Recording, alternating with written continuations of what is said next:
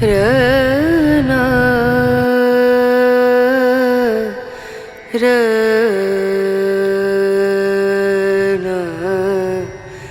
रनु रे। अस्सलाम वालेकुम एंड गुड मॉर्निंग। उम्मीद करता हूँ आप सब लोग खैरियत से होंगे। कहते हैं कि पुराने ज़माने में जो शहर होते थे उनके इर्द गिर्द चार दीवारी बनाई जाती थी और शहर के मुख्तलिफ़ दरवाज़े रखे जाते थे ताकि लोगों की आमदोरफ्त को जो है वो मॉनिटर किया जा सके। रवायात में आता है कि लाहौर शहर जो है पंजाब का दारुल हुकूमत, और इसके बारे में कहा जाता है जिन्हें लाहौर नहीं देखा और जम्या ही नहीं। तो इस लाहौर के इर्द गिर्द भी चार दीवारी थी जो मुग़लों के दौर में तमीर की गई, और फिर अकबर आज़म के दौर में यहाँ पे लाहौर के इस दीवार में 13 दरवाज़े भी जो हैं वो बनवाए गए। उसमें कुछ दरवाज़े जो हैं वो तो मुकम्मल तौर पे ख़त्म हो चुके हैं, वक़्त की नज़र हो गए हैं। कुछ दरवाज़े अभी बाकी हैं। उन्हीं दरवाज़ों में से एक दरवाज़ा जो देहली गेट है, जो शायद इस चार दीवारी के अंदर जो लाहौर की कदीम चार दीवारी थी उसका सबसे बड़ा गेट होता था, और इसको देहली गेट का नाम इसलिए दिया गया है कि इसके सामने वाली साइड पे जो है वो देहली है। कहते हैं कि जब सिखों को शिकस्त हुई अंग्रेज़ों से और अंग्रेज़ों ने पंजाब पे कब्ज़ा किया, तो अंग्रेज़ों ने 1849 में इस गेट को गिरवा दिया और बाकी दरवाज़ों को भी गिरवा दिया और जो दीवार है उसको भी ख़त्म कर दिया। लेकिन फिर 1857 की जंग आज़ादी के बाद अंग्रेज़ों ने ये जो दरवाज़े हैं इनको दोबारा तमीर करवाया।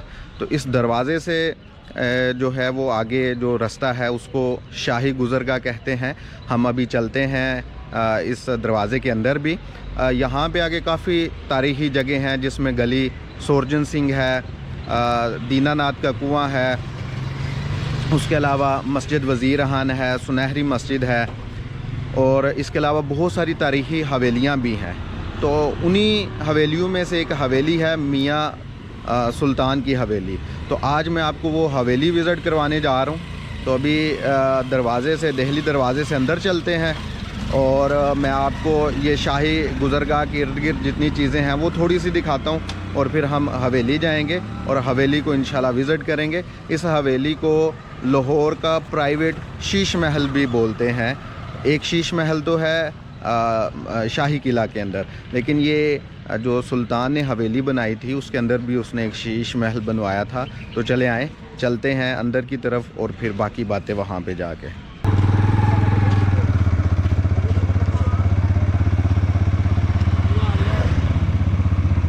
चलें जी, अब देहली गेट के अंदर चलते हैं और एक तो शाही गुज़रगाह मैं आपको दिखाता हूँ और दूसरा फिर हवेली को जाके इंशाल्लाह एक तो एक्सप्लोर करते हैं और उसकी हिस्ट्री भी आपको दिखाता हूँ। मैं आपको थोड़ी हिस्ट्री बताता हूँ।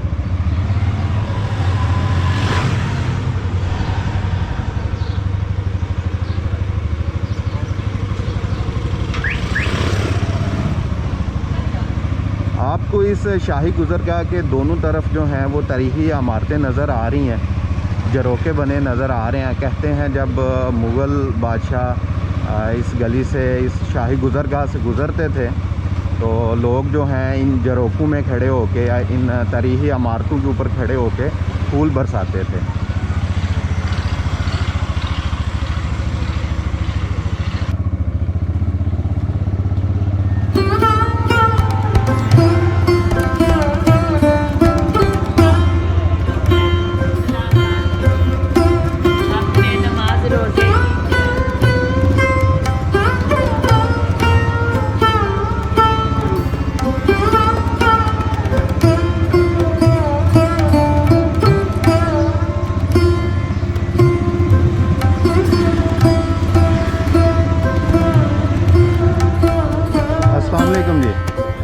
मियाँ सुल्तान हवेली जाना है इस साइड पे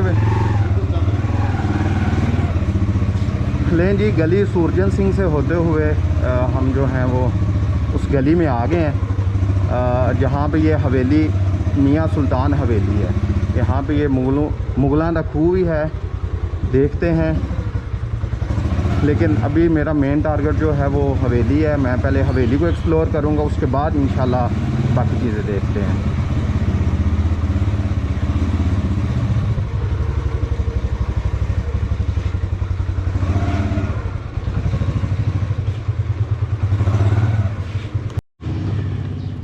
वो सामने हवेली मियाँ सुल्तान का बोर्ड लगा हुआ है, लिखा हुआ है प्रॉपर्टी G287 और declared as a heritage property by world city of Lahore authority. तो अभी चलते हैं अंदर। इनके जो ऑनर हैं नुमान साहब, उनको कॉल किया, वो आते हैं तो फिर चलते हैं। 200 ईयर ओल्ड है और इससे आप वज़ीर खान मस्जिद का भी व्यू ले सकते हैं। अच्छा जी, मैं हवेली के बिल्कुल पास पहुंच आया हूं और हवेली के जो ऑनर हैं नुमान भाई, ये मेरे पीछे खड़े हैं। नुमान भाई का एक तो मैं शुक्रिया अदा करता हूँ, उन्होंने मेरे लिए टाइम निकाला और मुझे ये हवेली विज़िट करने दे रहे हैं। अभी मैं सबसे पहले आपको इस हवेली के टॉप फ्लोर पे लेके जाऊंगा और ये सीढ़ियाँ हैं, ये देखें जी। सीढ़ियाँ जो हैं बहुत पतली हैं और गुलाई में बनी हुई हैं। तो हम पहले ऊपर चलते हैं। ऊपर जाके मैं सबसे पहले आपको इसकी हिस्ट्री बताऊंगा और फिर जो है वो हवेली भी विज़िट करवाऊंगा, साथ साथ विज़िट भी होती रहेगी। ये देखें सीढ़ियों के दोनों अतराफ ये कमरे हैं जो कि नुमान साहब की मलकियत में हैं और ये इन्होंने अपनी मदद आपके तहत इसको जो है वो बहाल रखा हुआ है। ये देखें, तब ये जदीद रोशनी तो नहीं थी होती, लेकिन कदीम रोशनी के लिए ये ताक बनाए हैं। यहाँ पे वो दिए रखते थे रोशनी के लिए, ये वेंटिलेशन के लिए। ये देखें ज़रा, जो कि बंद कर दिया गया है। ऊपर भी ये देखें ताक बना हुआ है, यहाँ पे ये नज़र आ रहा है। यहाँ पे अब चूँकि नुमान साहब की फैमिली है तो उन्होंने ये वाला पोर्शन जो है, जिसको शीशमल बोला जाता है, ये विजिटर्स के लिए ओपन किया हुआ है। तो ये हवेली का टॉप है। ये हवेली का मेन हिस्सा ये है जिसके लिए मैं यहाँ पे आया हूँ। ये हवेली तकरीबन जितनी नज़र आ रही है इससे ये कुछ 10 गुना बड़ी थी। ये एंड तक ये जितनी आपको इमारतें नज़र आ रही हैं ये हवेली का हिस्सा थी। लोगों ने गिरा के तो उसकी जगह नए मकान जो हैं वो तमीर कर लिए हुए हैं।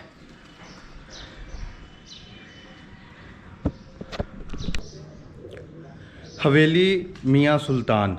सबसे पहले मैं आपको बताता हूँ मियाँ सुल्तान कौन था और वो कितना अमीर था, कितना असरो रसूख रखने वाला था। कहते हैं मियाँ सुल्तान का जो तल्लक है वो कश्मीर से है, जो कि आजकल इंडियन ऑक्यूपाइड कश्मीर है, जम्मू कश्मीर जिसको आप कहते हैं। तो ये वहाँ से अपनी माँ के साथ जो है 12 साल की उम्र में जो है वो इधर लाहौर आ गया। इसके वालिद जो हैं वो पहले ही फोत हो चुके थे।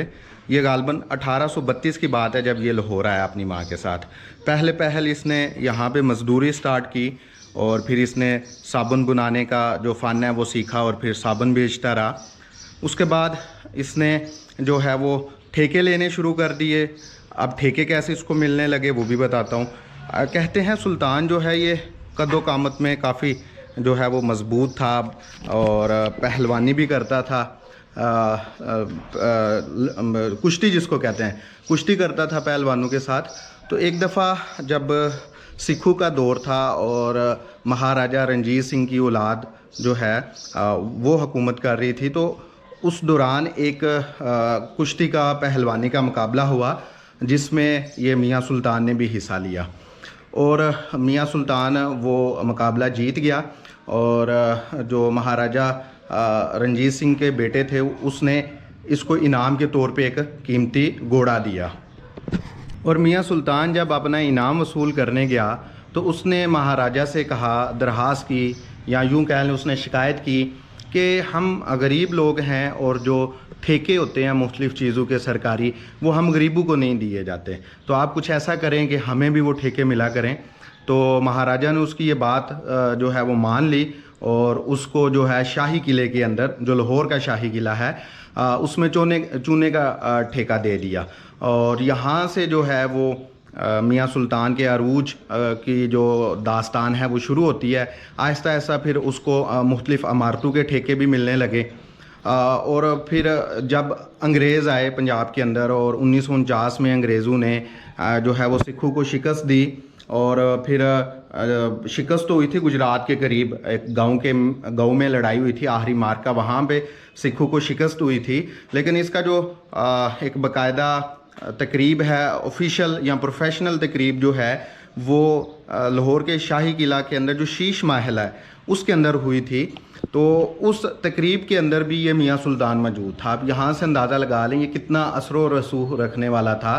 तब तक अंग्रेज़ों के आने तक इतना इसने माल बना लिया था, इतना ये अमीर हो गया था, पावरफुल हो गया था कि जो हुकूमती लेवल के जो काम थे, जो ऑफिशियल मीटिंग्स थी, उसमें भी ये शामिल होता था। फिर अंग्रेज़ों ने इसको मुख्तलिफ ठेके दिए, जैसे कि दो बहुत मशहूर ठेके, जिसमें एक माल रोड के दोनों तरफ ना फ़ौजी बैरक्स बनवाई गई थी तब, और दोनों फ़ौजी बैरक्स को मिलाने के लिए एक स्ट्रीट या एक रोड बनवाई गई थी जिसको पाल माल का नाम दिया गया। बाद में वो पाल माल वगैरह तो सारा ख़त्म हो गया और वो सिर्फ माल रोड रह गया जिसको आजकल हम माल रोड कहते हैं। वो जो फ़ौजी छोनियाँ हैं वो अभी भी वहाँ पर मौजूद है। इसके अलावा 1857 की जंग आज़ादी के बाद जब लाहौर का रेलवे स्टेशन बना तो उसका ठेका भी इसी मियाँ सुल्तान को मिला और उसने वो रेलवे स्टेशन जो है वो तमीर करवाया। लेकिन रेलवे स्टेशन जब तमीर हो गया तो अंग्रेज़ों को उसका फ्रंट व्यू पसंद नहीं आया। अब आप अगर आ चुके हैं उस किले में, सॉरी रेलवे स्टेशन पर, तो आप देखेंगे ये किला नमा आपको रेलवे स्टेशन लगता है। तो अंग्रेज़ों को उसका फ्रंट व्यू पसंद नहीं आया तो मियाँ सुल्तान ने कहा जी कोई बात नहीं, मैं इसको गिरा के तो अपने खर्चे पे दोबारा से फ्रंट व्यू बनवा देता हूँ। तो उसने फिर अपने खर्चे पे वो दोबारा जो आज मौजूदा फ्रंट व्यू नज़र आता है वो मियाँ सुल्तान ने बनवाया था। यहीं से अंदाज़ा लगा लें वो कितना असर रसूख रखने वाला आदमी था। इसके अलावा जब बरतानिया से प्रिंस ऑफ वेल्स जो हैं उसके दौर में हिंदुस्तान आए तो जिन लोगों को दावत दी गई थी प्रिंस ऑफ वेल्स के साथ मीटिंग में या उसके इस्तकबाल लिया के लिए जिन लोगों को मदऊ किया गया था उसमें मियाँ सुल्तान भी था। इसके अलावा जब अफ़गानिस्तान के अमीर उस वक़्त के शेर अली खान इधर हिंदुस्तान आए तो इस मियाँ सुल्तान ने उस अमीर की, अफ़गानिस्तान के अमीर की जो है वो ना सिर्फ दावत की बल्कि जाते हुए उसको 2 कीमती घोड़े भी जो हैं वो इसने दिए। ये तो इसके असर और रसूख की बातें थीं। अब इसके बाद 2 तरह की बातें की जाती हैं मियाँ सुल्तान के हवाले से। एक फ़िरका कहता है जी मियाँ सुल्तान बहुत ज़्यादा बददियानत और करप्ट बंदा था क्योंकि इतना पैसा जो है इतने थोड़े अरसे में नहीं कमाया जा सकता। और एक जो है वो फ़िरका उससे बड़ा अच्छा समझता था।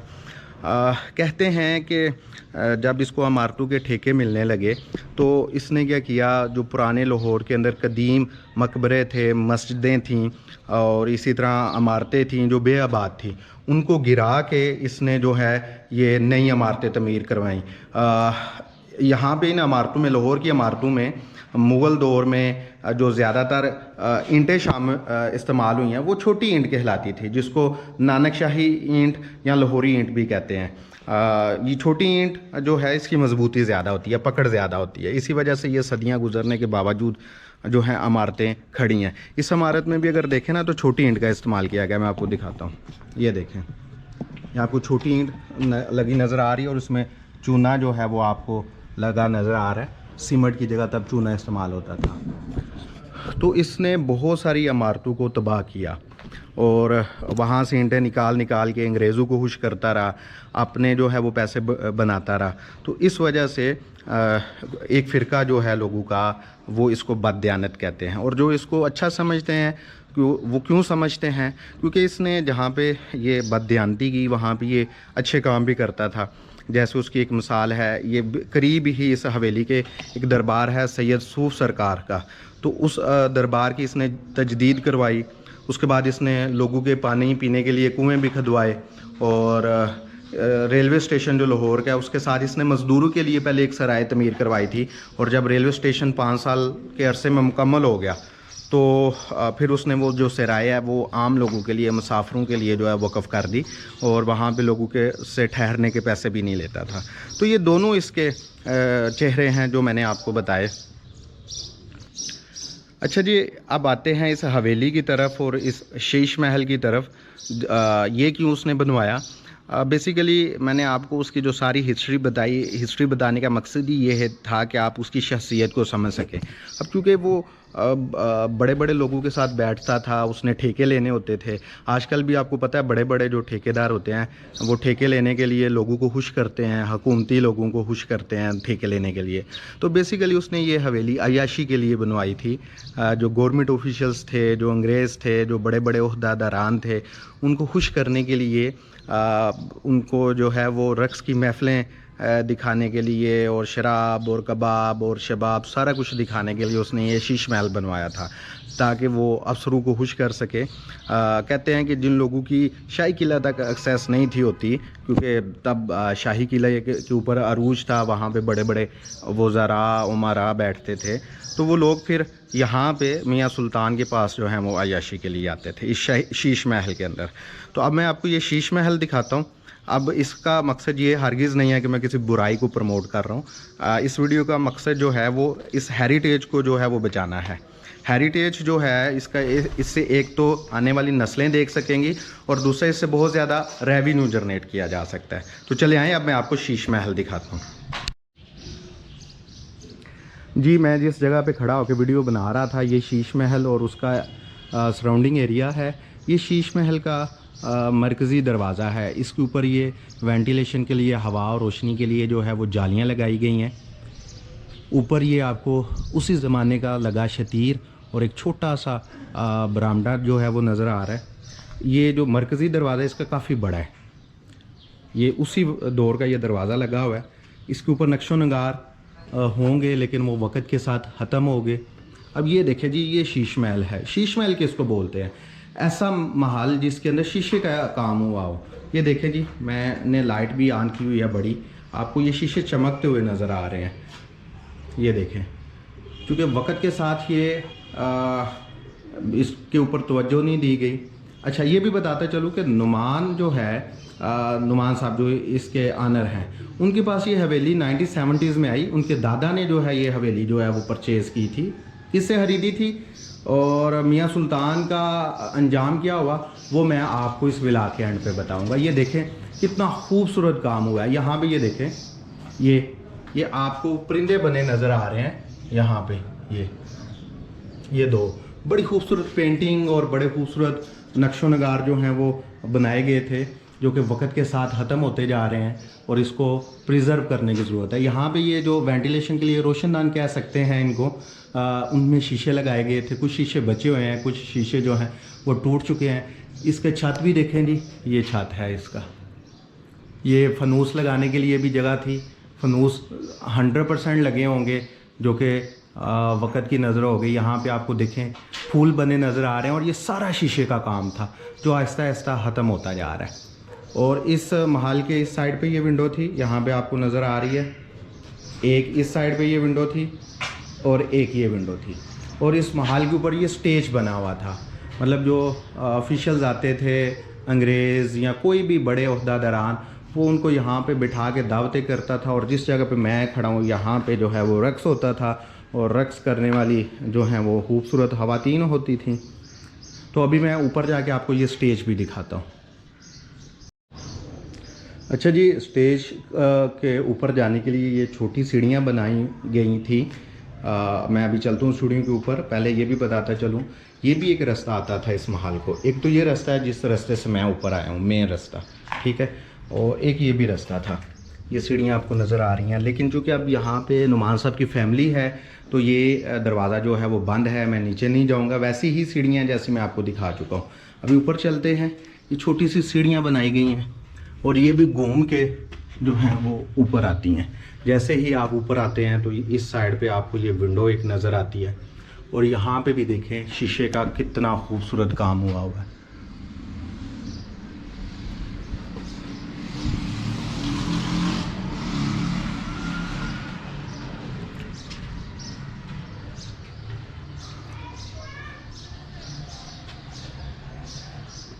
ये मैं आपको बहुत करीब से दिखाने की कोशिश कर रहा हूँ ताकि आप चीज़ों को जो है वो सही तरीके से देख सकें। अक्सर लोग मुझे कहते हैं आप चीज़ों को करीब से नहीं दिखाते और डिटेल में नहीं दिखाते।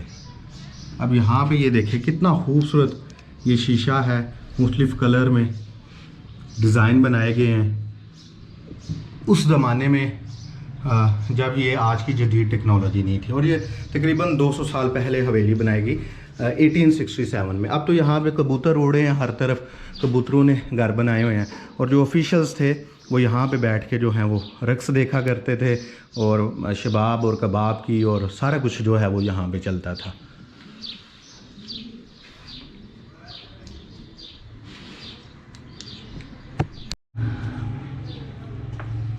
अगर देखें इस साइड पे तो ये पुराना लाहौर और ये जो दिल्ली गेट मैंने आपको दिखाया है ये सारा वही है, उसी का बाज़ार है। ये पुराने लाहौर की सारी इमारतें आपको नज़र आ रही हैं। कुछ नई इमारतें भी बन चुकी हैं और कुछ पुरानी इमारतों के ऊपर ही नई इमारतें बनाई गई हैं।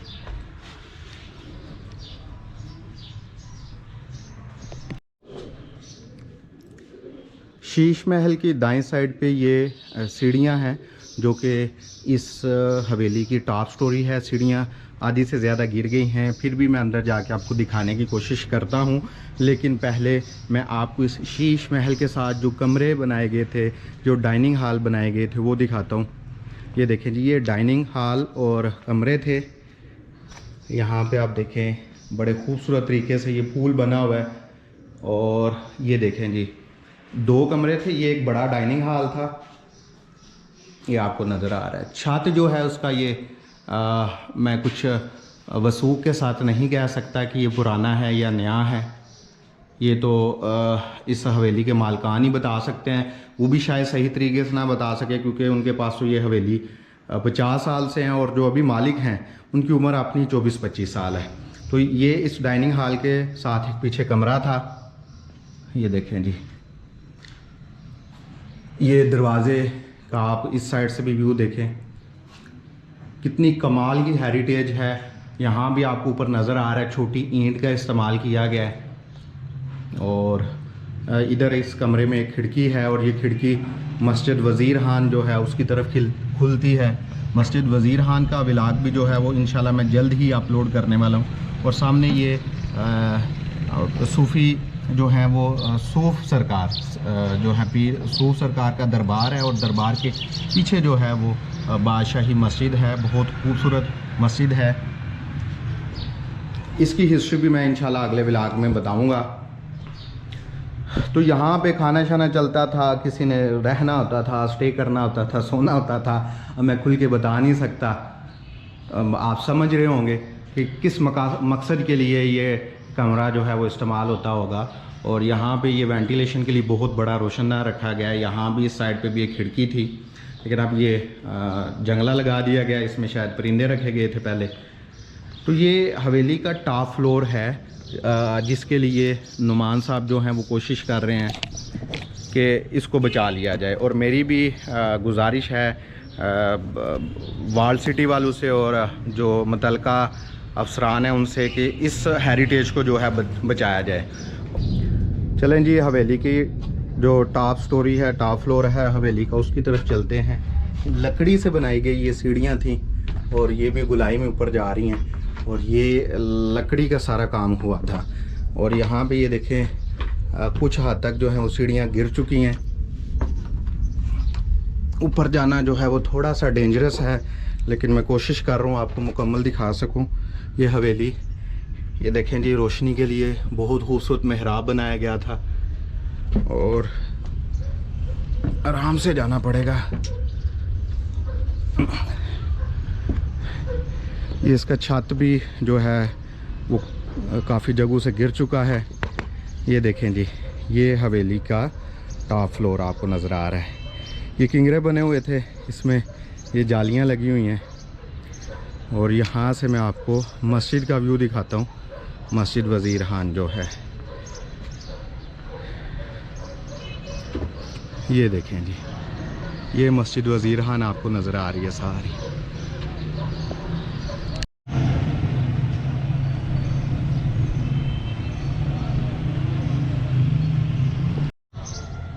और शीश महल के ऊपर वाला जो छत है वो भी तकरीबन इस जैसे बनाया गया था। ये देखें जी, उस वक़्त की आलीशान इमारतें हैं। चाहे जिस मकसद के लिए भी बनाई गई थी, इमारतों के हद तक जो है ना इनकी बहुत तारीफ़ बनती हैं कि बहुत आलीशान, पायदार और बड़ी और ख़ूबसूरत और महंगी तरीन इमारतें जो हैं वो बनाई गई थी। यहाँ पे मैं अब आपको सुल्तान के ज़वाल की कहानी बताता हूँ। कहते हैं कि सुल्तान ने जब बहुत सारी इमारतें गिराईं, मकबरे गिराए, मस्जिदें गिराईं और उसने बहुत सारी नई इमारतें भी बनवाई। बेसिकली पुरानी इमारतें गिरा के उनकी जो छोटी और सुरह ईंट थी उसका इस्तेमाल करके वो नई इमारतें बनाता था। तो उसने एक मुगलों के दौर की मस्जिद थी, सितारा बेगम मस्जिद। जब वो मस्जिद गिराई ना और उसकी ईंटें इस्तेमाल की तो कहते हैं उसके बाद उसका ज़वाल शुरू हो गया। उसके बाद उसको नुकसान पे नुकसान होना शुरू हो गया और एक वक्त ऐसा आया कि उसने अपनी तमाम जायदाद गिरवी रख के उस वक़्त के कश्मीर के जो महाराजा थे रणबीर सिंह, उससे 5 लाख रुपए उस वक़्त में, आज से 200 साल 150 साल पहले उसने 5 लाख रुपए उधार लिए ताकि अपना कारोबार चला सके। लेकिन जब अल्लाह को मंजूर नहीं था तो उसका वो 5 लाख भी ज़ाया गया। फिर उसी रणबीर सिंह ने, कश्मीर का जो महाराजा था, उसने 500 रुपया महीना भी वजीफ़ा भी मुकर्रर किया इसी मियाँ सुल्तान का।